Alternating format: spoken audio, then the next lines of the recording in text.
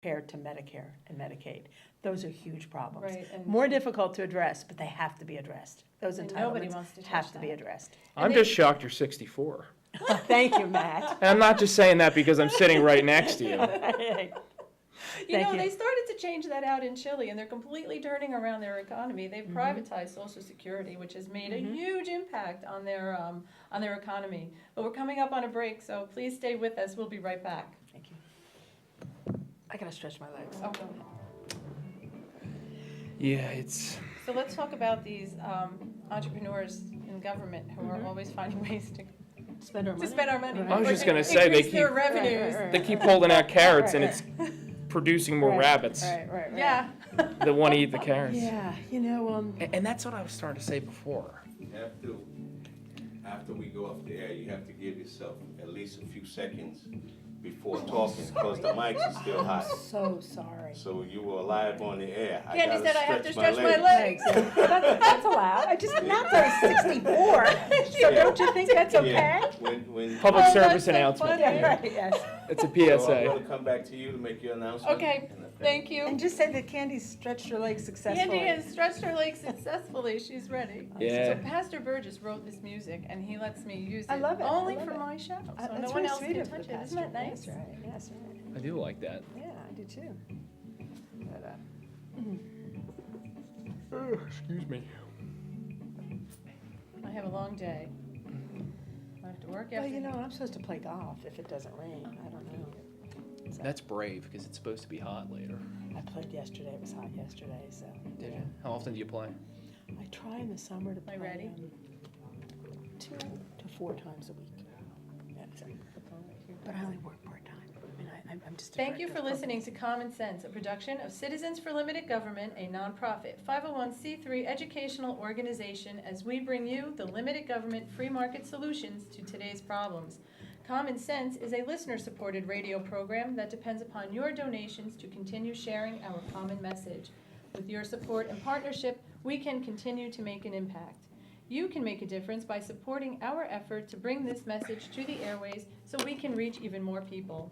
If you like what you're hearing today and would like to support our program, please contact me at suann.penna@yahoo.com to learn about our donation options.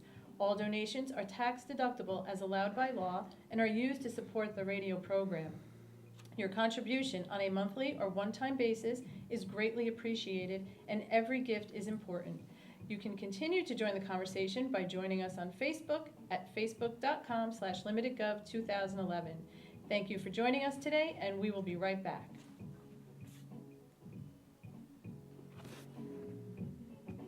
It's nice music, right? Very nice. I guess when the music goes back up, we're safe. Yes. I guess that's how Then it you works. know. Are we doing our taxpayer minute, or is he gonna run it again? Or not, I don't, whatever. You know I'm not gonna mess with that guy, right? Okay? Here Walk it on comes. eggshells. Pastor Burgess. I made him hug me one day and we broke the ice. Who's this? Pastor Burgess, it was just out Okay, here. I see, okay. Everybody's like, I don't know, you ask him. You ask him. That's cute, that's cute. That's cute. What's this taxpayer minute about? I haven't heard the most recent one. I think this is a healthcare one.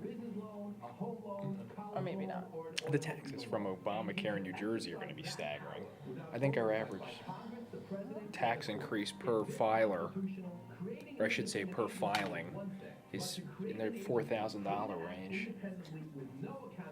You know, here's the problem with terrible. with healthcare, is the corporations are gonna give up providing it, right? Absolutely. Yeah. You're not gonna And, keep your service. you know, and therefore, people who are forget about pre-Obama, people who are unemployed are gonna go without health care. People who, you know, the Obamacare is a mess, it's just a mess, I mean, it's just a mess. Scary stuff. And I don't know enough about it to really be that articulate, but it's a mess. And first of all, anything that doesn't start out with tort reform is nuts. Absolutely. Carlos' plan was pretty good. Welcome back, everybody. My name's Sue Ann Penna, your host here at Common Sense, joined by Matt Rooney, our guest host today from SaveJersey.com, and Candy Straight, Rutgers University Board of Governors. Thank you again for being with us. Before the break, we were talking about high property taxes in New Jersey. Governor Christie did put a 2% cap, but the entrepreneurs in our local government find ways. They're very good at finding ways to increase the revenue, whether it's user fees, creating new authorities outside the budget. And my new favorite is the red light camera, Oh, jeez. which They're back on. they're back on. Yes, they were found. No to, more rolling stops. Right. I Don't thought they do would it. be more dangerous. You see that yellow light, you jam on the brakes, the guy behind you hits you. Yeah. And wasn't there supposed to be some sort of semblance of privacy while you're at a red light? I mean, now there's a camera in your car at all times. What price are we going to pay to be safer every time? You know, are we going to give up all of our liberties just to say somebody ran a red light, we got them for a ticket, you know, there was an accident?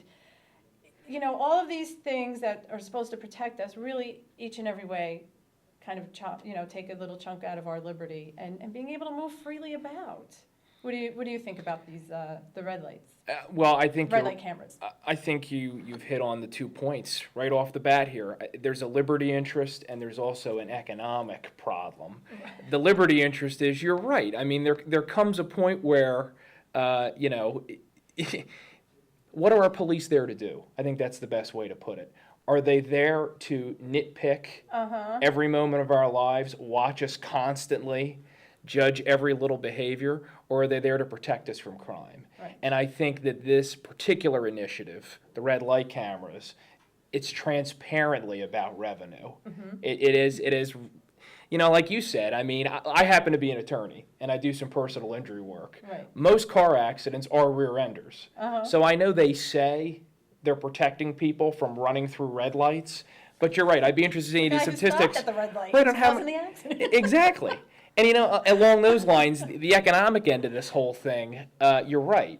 Towns continue to find new ways, even around the cap, to raise revenue. Right. And, you know, at what point do we say, listen, one of the major drivers of municipal spending is actually public service contracts? Absolutely. Look, I looked at the Bloomfield budget. It's 70% Yeah. of our budget. So what wiggle room do you really have if you're not negotiating on those contracts for the rest of your budget? Yeah, and a big portion of that is healthcare for these employees, which they deserve. I'm not saying that, but Sure. it's a huge portion of it. And we just had a situation in Essex County where Citizens Campaign, a not-for-profit, good government organization, went to our freeholder meeting and noted to the Board of Freeholders that if they had put the employees of the county into the state plan, it would have saved about $9 million, and they wouldn't have to have an insurance broker if you're in the state plan. right. And the insurance broker isn't even bid out in Essex County. It's just given to George Norcross's firm from, Camden County. But And- more of a and patronage It's type it's a of patronage job. thing, and, I think they should be in the state plan. And if we don't like the state plan, let's fight to make the state plan Plan better. better. Bloomfield's employees should be in the state plan. Right, we're You- not. You get rid of the brokerage. Now, in a situation like Bloomfield, we have two situations. At least our Board of Education puts the broker bid out for bid and takes the lowest bid. They saved about $130,000 doing that. The township of Bloomfield will not put that out for bid. But we really have to even go farther than that and look at, why shouldn't we be in the state plan? I made a suggestion that we might try to combine our healthcare plans with Glen Ridge, because the larger population group you have, you can't do that, okay? So, Right. I mean, the answer to our local problems are, you either have to save money at the county level, which counties tend to be patronage pits, Absolutely. or you've got to do consolidation at the municipal level. You have to share services. I mean, I've looked at the tax bill. It seems like it's 17% here in Essex County that goes to that. So you're looking at the high 40s for municipal and school.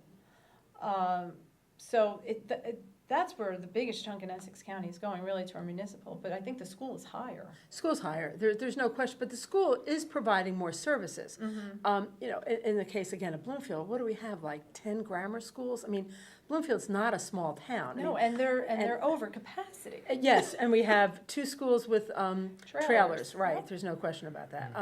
But, you've got to see more consolidation and sharing of services. And taxpayers have to demand it. They're not demanding it right now. No. And they have to demand change. No one on the Board of Freeholders voted against that no bid contract. What are there, 9 of them? So it was 9-0. I mean, Right. although I think Donald Payne didn't show up. I mean, and he's busy being busy now being congressman, and that's fine.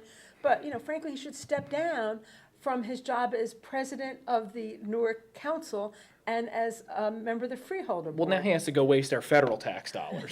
Right, that's true. He's Spend those. splitting his True, time. that's true. Oh, but At least there's more of a balance since the Republicans control the House. We can offset him a little bit more when he's in Offset that, Washington. right, yes. That's You know, right. one of my biggest mantras, and I say it all the time, I mean, people really have a lot more control on their local level if they would show up. That's It correct. takes time, our town council sees the same faces, the same people get up and speak, the same people are the target all the time. And, we're, in Bloomfield specifically, I speak to that, we're trying to get people a little bit more interested. Like, we have a bunch of redevelopment projects going on. This is how it's going to affect your property taxes. This is how it's going to affect your children going to school. But, people are so disinterested. They see an increase in their tax bill and they just say, okay. But, Or they say, okay, it's time to leave. Yeah. And at this point, That's with what the they say. economy and the housing market is, where are we going? Right. Where are we gonna go? And, the town did at least come together, the residents, when they wanted to push through a sewer authority. So, And it was stopped. and it was Stop, stopped. that's- So you can fight City Hall, and on the local level, when you start building a nice foundation for yourself, you can take it to the county, you can take it to the state, but it's on that local level of really trying to get involved and stop these things from happening. Because if nobody shows up, they're voting yes, like ducks down the line. I think that's a problem with activism in general, though. I think that a lot of times the people that are most interested in getting involved in politics, they tend to be blog readers, Fox News watchers, and most of that is focused on the macro issues Right. that we're fighting about nationally, sometimes the things we're fighting about in Trenton. I know that when I was more involved with our county Republican Party, you could always find somebody who would run for Congress or run Right. for state legislature. Finding someone to get interested enough to be able to want to go and sit there and be yelled at about trash pickup, that takes a whole different level of masochist. So I really do think that that's a problem. And I think that conservatives and people that are interested in good government, they're going to have to start to get interested in what's going on locally. You have to. I mean, when I ran, everybody says, oh, you politicians are all alike. Well, I said, I'm not a politician, I'm you, and I decided to run and do something about it because, the ones who are in are politicians. They've been there, Right. more than a term. But it is very hard to get people motivated to give up that time to come to a town council I would say on the meeting. local level, it's not about partisanship. It's about Exactly. making the trains run. I mean, making the streets safe, Right. things like that. And so that I've always felt that particularly in towns that have heavy registration, either Republican or heavy registration Democrat, that the citizens would be better served if they've had the nonpartisan form of government. And where you have the May election